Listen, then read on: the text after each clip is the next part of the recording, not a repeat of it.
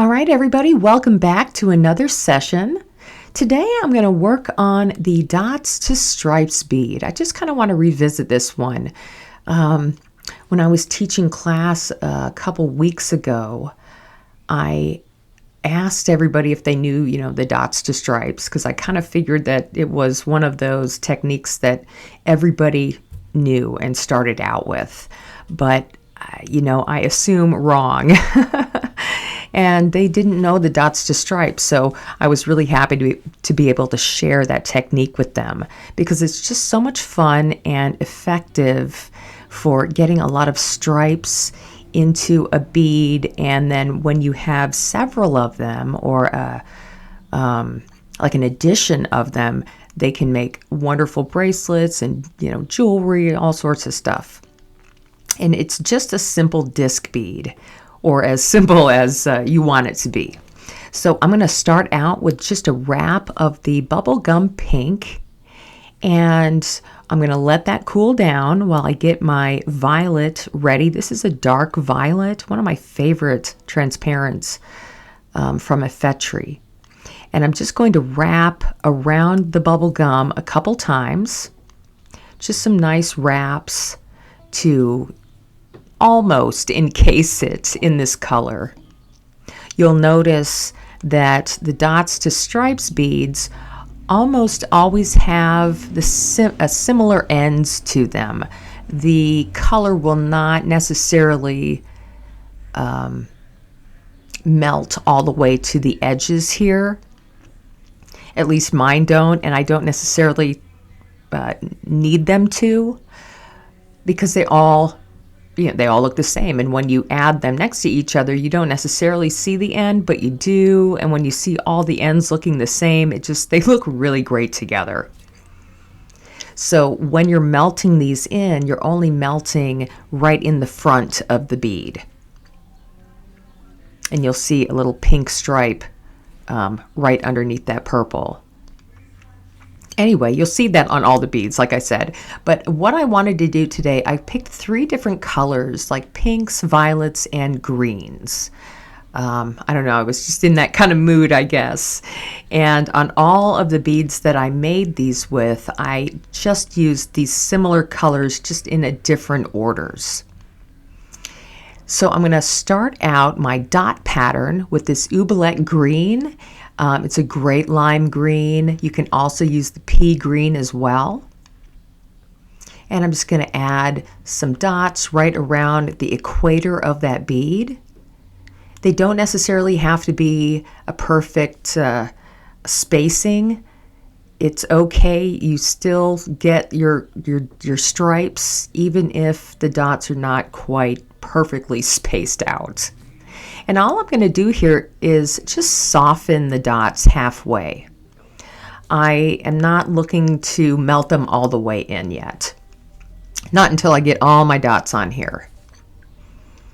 So the next color I'm going to use is, I think this might be the EVP at the dark purple. And I'm going to just continue to add dots on dots here. And when I'm adding dots with my rod, I will heat up the rod just on the edge of the flame. And you notice when I'm adding dots, everything is very close together. I don't have to move very far to put my dot on or to release it from the cane. And that can be nice, and it makes things happen a little quicker as well. And now that I have those on, I'm just going to repeat the process with all my different colors. In between, I want to make sure, though, that I am not melting everything down all the way. I don't want to do that until the very end. So these can be slightly raised up. And I'm going to let that cool down and continue working. I was thinking about my school days earlier and how I kind of left off last time in the last session, I believe, with getting into graduate school. But before graduate school, going to college was great. I really enjoyed it. I was really scared when I had to go from high school to college. It was something that I just, you know, I was just nervous about. But in my family, you were expected to go to college, and then you were expected to go to graduate school. So college was really great. I made some wonderful friends that I still have to this day, and I just learned so much great stuff about printmaking and metalworking and glass. Those three big items right there was really where I leaned towards when it came to art. Now I had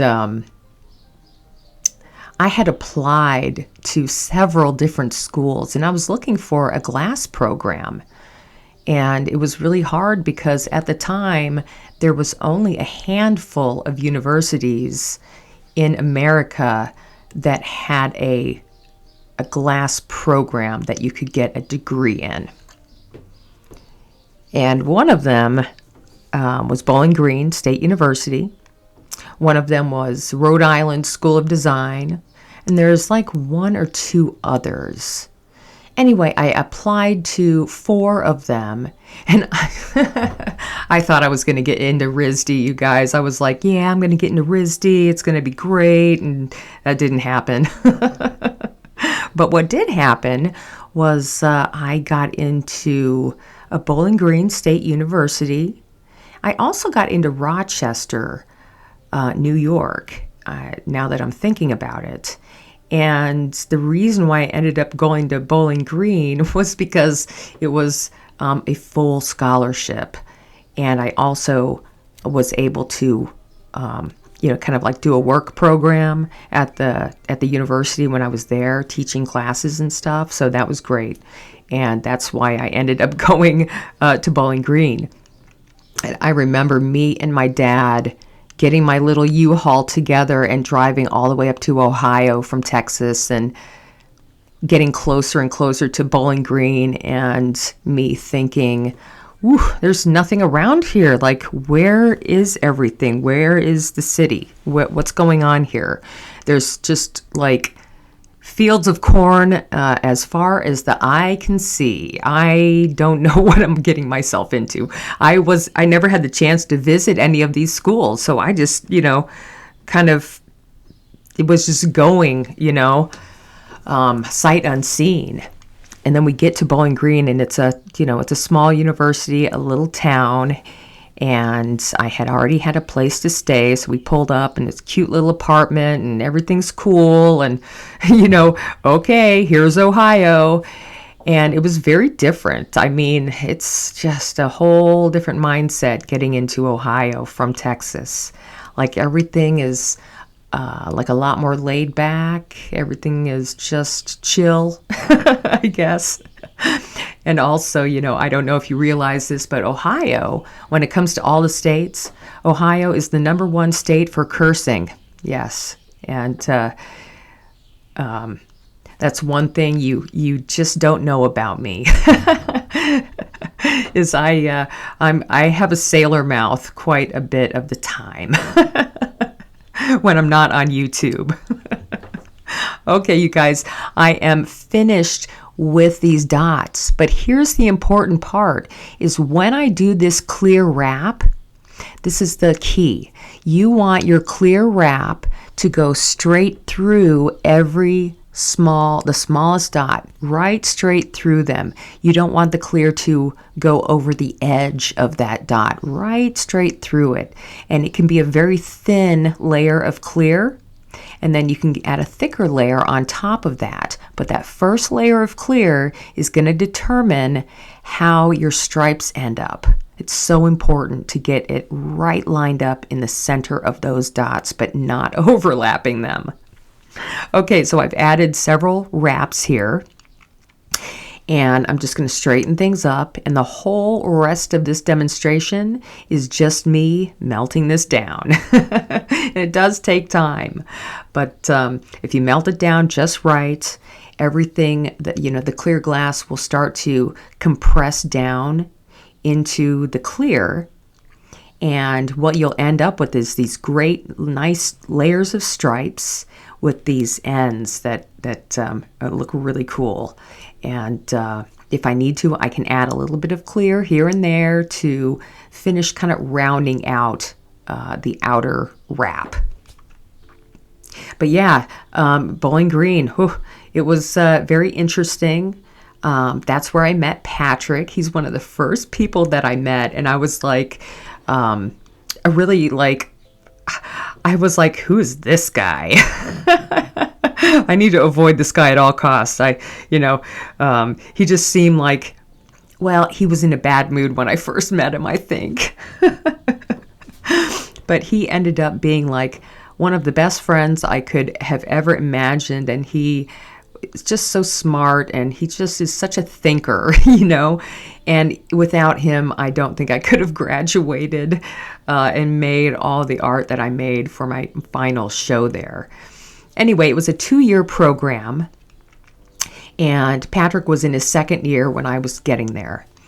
And I made a lot of friends, and,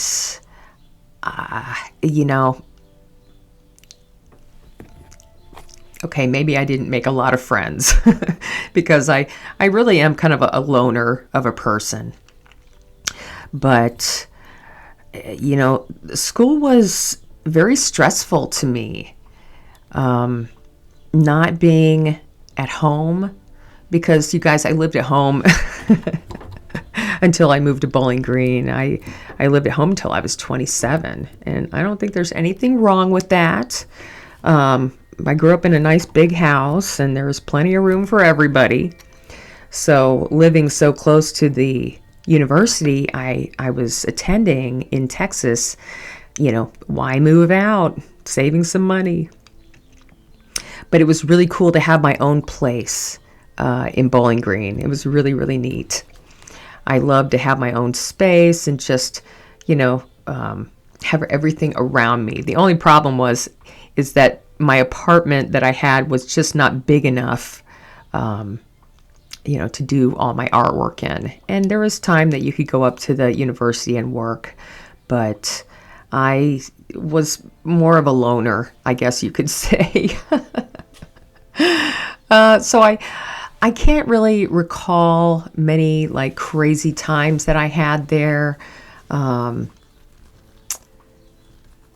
I do remember teaching stained glass, and I had never even done stained glass before. And they were like, hey, we need you to teach this. And it was like, oh my gosh, I was like 1 week ahead of all the students. It was crazy. It was my first teaching experience. And, I wasn't sure how I felt about being, like the teacher. It was kind of weird because I didn't feel like I knew what I was doing. Anyway, we're getting close to being done with this. Let me finish up here real quick. So, I taught the stained glass class a couple times. And then I had to get ready for my final show. And I did I did this big series about glass toys. And it was like glass and metal incorporated into these different types of like old school Fisher-Price toys. Of course, they all fell apart years later, but I still have all of my artwork that I've ever made from schools here. And but the show was really good. It was well attended, it was an interesting time. And then Patrick and I decided to move to Toledo, which is like a half an hour north of Bowling Green. So we moved to Toledo, and at that time we were still both teaching at Bowling Green. And then my professor called me and was like, we don't need you to teach anymore, Basically, he was saying I need to move on. And I was really bummed out. I was so bummed out that I just didn't know what I was going to do. And it just so happened that it's so weird how the universe works. That same day, I'm sitting there crying on my bed because I'm like, I don't have a job. What am I going to do? Just hours later, Leonard Marty from the Toledo Museum called me and offered me a job to teach high school students at the museum. And I was like, are you kidding me? Of course, I'm right there. And so that's when I started working at the museum. And that was like a 13-year stint at the museum, which was, it was a love-hate relationship for sure that I'll tell you about in another episode. Anyway, here's our finished dot to stripe bead. I hope you guys enjoy this one and enjoy the storytelling. And with that said, I hope you all enjoy this one. I'm just going to give it another quick reheat here, but you see all those stripes coming to life there. And I hope you enjoy the final shots of all the different colors. And just remember, those transparents can wash out a little bit. So if you want some really intense colors, use more opaques. All right, you guys, hope you enjoyed, and I'll see you next time in the dungeon.